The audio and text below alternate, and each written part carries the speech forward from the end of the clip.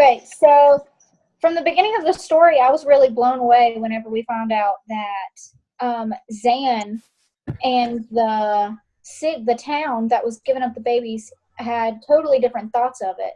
The city thought that they had to, or else the witch, Zan, was going to come and attack them, but Zan thought that they were just throwing these babies out for something to eat them. How did this make you guys feel? Yeah, I was very surprised, shocked. Normally, I do not read this fantasy fiction. That is not a genre that I read. But this book just kind of engulfed me. And you're right, feelings and emotions from the get-go, especially as a mom. And the entire controlling of the elders from that, and the entire lies that they kept telling their whole town. And how believable, and for, generations after generations, that's how they did it. And understand how they believe that, how they fell for it. Right. Yeah. I agree. And then on the day of the sacrifice itself, I mean, heartbreaking, heart-wrenching, knowing that you would have to, give up this baby to, keep the community safe. And it was, because of you. And I can't imagine. I would definitely have figured out Planned Parenthood. I would figure out, okay, my baby will be born in a different season, no doubt. Exactly. Or if you even would choose to have a child, knowing that, or thinking that, it's something's going to eat it, or what worse. So it definitely reminded me of a different, it reminded me of a couple of different books, or it reminded me of, that movie, The Village, where it's a weird movie, but it's that person who does the Sixth Sense or something like that. You know what I'm talking about? There's always some weird twist going on. And I like that was their weird twist, that everybody thinks they're doing the right thing or what's best for whoever, and it's actually not the right thing. And there's just lies upon lies upon lies. And I really liked this book. I thought it was kind of like a Harry Potter kind of thing, where it was, it was cool enough to get your attention like Harry Potter, but it wasn't Harry Potter, which in my opinion was great. Today is 20 years anniversary for Harry Potter. Today. I saw that. Yeah. So, Yeah. I agree. I mean, there's so many different stories within this story that's going on. That it attracted me also to it. And just the deep connection between Zan and what's their name? Hold on for a second. Lurk and the Fryland, or I don't know how to say their name. Just the deep connections that they had for all those years. And I don't know, I just loved that part of it, their communication and their trust and their honesty to each other, and they always had each other's back. And of course at the very end, where they said they loved each other and they walked away and spent eternity together forever. And I just loved that. So, yeah, it was definitely good. Yeah. One of my questions was, what character do you feel like went through the most change in the book? Who did you feel like changed the most, or had the most development in their story? I think the nephew really had the most change. I was going to say that too. Yeah. Yeah, I agree. A shy little boy to actually going out and trying to fight the witch. Yeah. Yep. I totally agree that Antane is what I call him. I don't know if you guys had another pronunciation of his name, but I mean, what amazing growth to be. I think he knew, even as a boy, even when he worked with the sisters, he knew deep down that there was just something didn't feel right. It didn't seem right. I think he felt that from the get-go, even when he was the chosen, when he was favored and had, the money and had, the glory and whatever else. He really knew that there was something wrong. And then you're, like you said, anything he could do to save his own child. And if it meant killing the witch, it meant killing the witch and everybody else be cursed for the rest of their life. But there again, I think he just knew that right and wrong and something didn't feel right. And Yeah. he could sense it. I think that was a gift. Yeah. Really a gift. I love that he kept his goodness still throughout the book, even though, like, I never understood completely what happened with the birds. I mean, I know that I don't think I didn't understand that, like, why he was attacked by the birds. I thought it was an accident. Yeah, the mad woman. I didn't feel like she did that to him on purpose. Like, she probably would do it to one of those mean sisters, but not necessarily to him. Right. But on top of that, you would think being horribly disfigured, that would have changed him completely, and he wouldn't have been able to marry Ethine. I think that's their name. Yeah.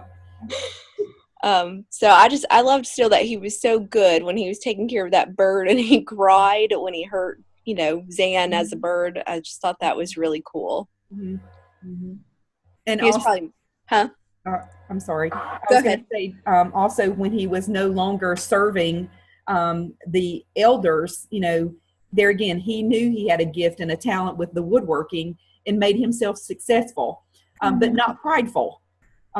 Well, and humbled. And I think that says a lot about his character as well and him growing. And he could have been very, very bitter. There again, the sisters have rejected him. The elders have rejected him. I mean, he had every reason to be negative, but he wasn't. That's not who he was. He was good. Yep. Yeah. I love how how she developed that character. That's for sure. Yeah. Yeah, she definitely put a lot of thought into it. That's for sure. Right. Especially since the beginning of the book, you don't really think he's going to make such a big difference. And then throughout the story, he just keeps showing up and showing up. Yeah. Now, one of my questions was Luna herself and Zan. How in the world do you train someone who's drank the moon and has all this power? I mean, do you put her in the spell, or do you not just try it a little bit at a time and a little bit at a time? I don't know. And then it's like, okay, well, the magic age was 13. How in the world do you ever give that responsibility? How would you ever choose an age?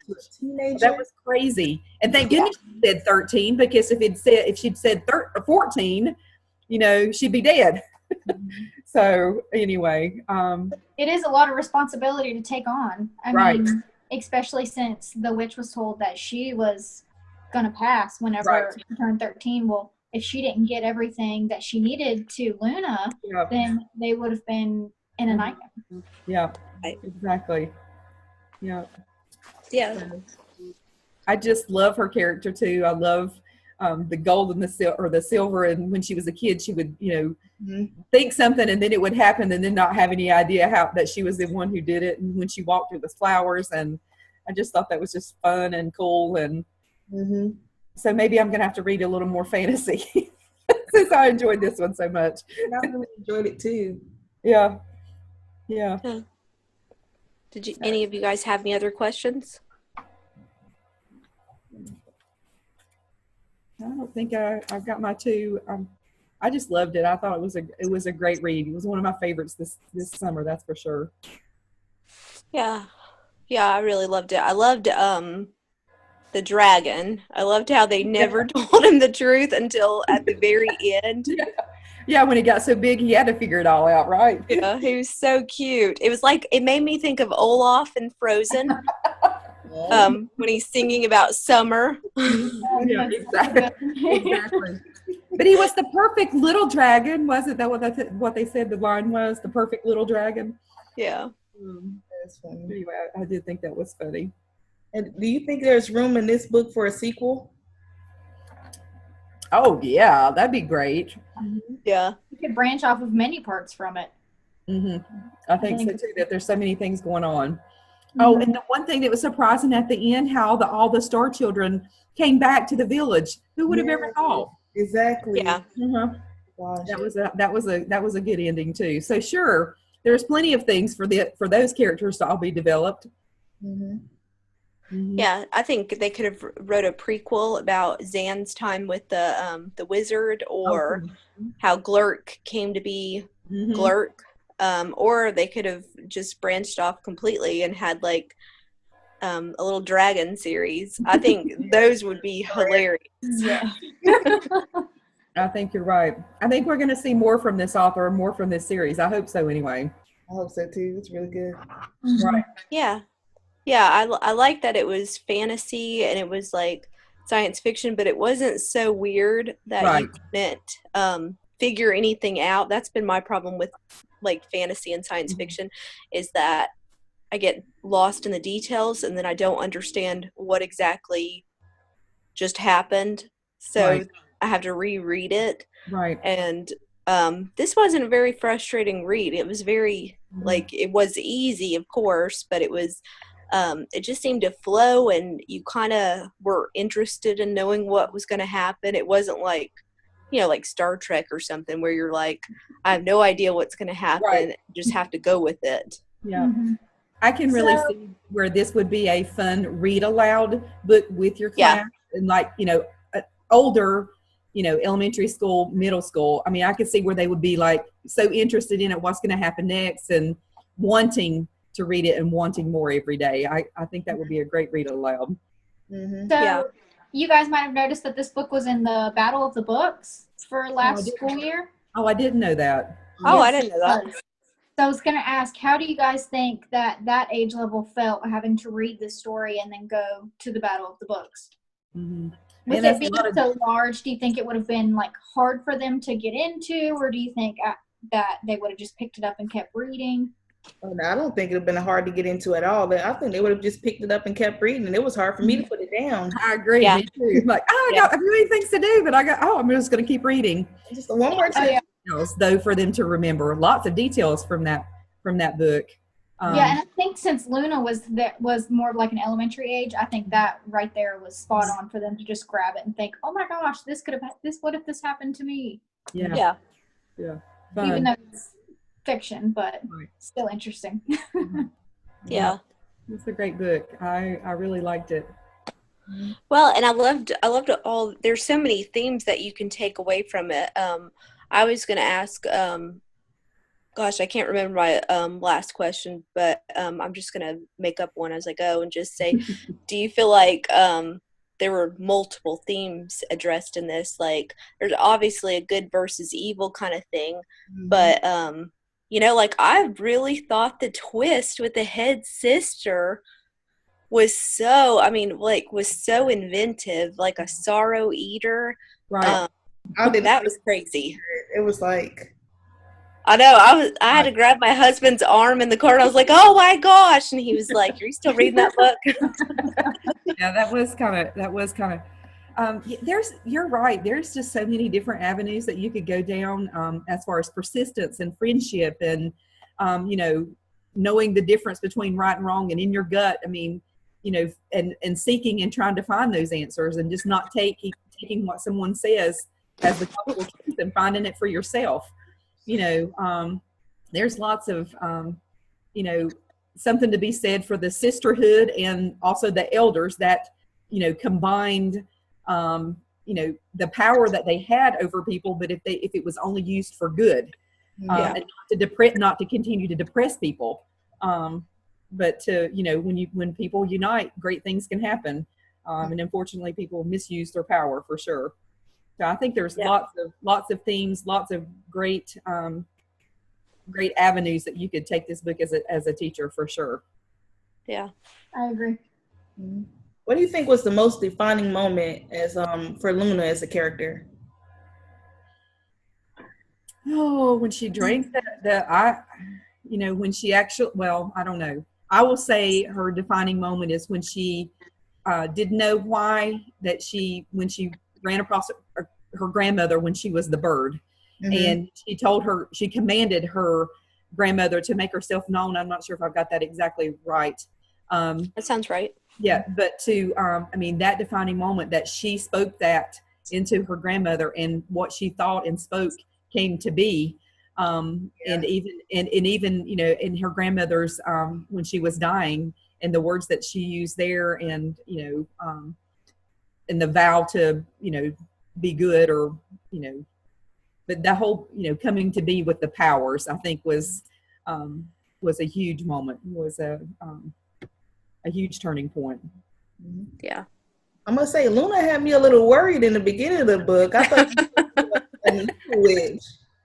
Yeah, she The dragon cry all the time. right, exactly. I thought that mean. was so funny that she was so mean to the dragon. Yeah. But yet Frylin was so loyal to her, and at her feet all the time, and yeah, you're right. That was as a kid, she was a little bit of mischief.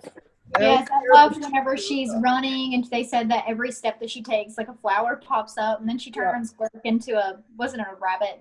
Yeah. And I could just imagine in my head like this little kid running around like completely causing chaos, and here comes this old lady running behind her. Yeah.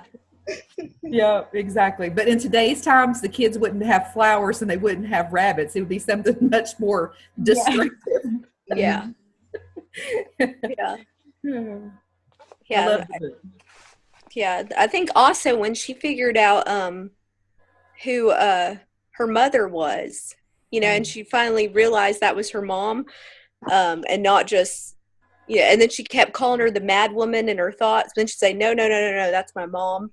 I thought that was really interesting because when she was having to calm her mom down at the end of the book, and she was like, I'm not, picking you over Zan, and I'm not picking Zan over you. My love is multiplied. It's not divided. I thought that was like such a beautiful line in the book. Yes, I love that too. Yep. Yeah. That's good. Alrighty. Is that everybody's questions? Is there anything else? I'm good. Good. Yeah. Okay. Woohoo.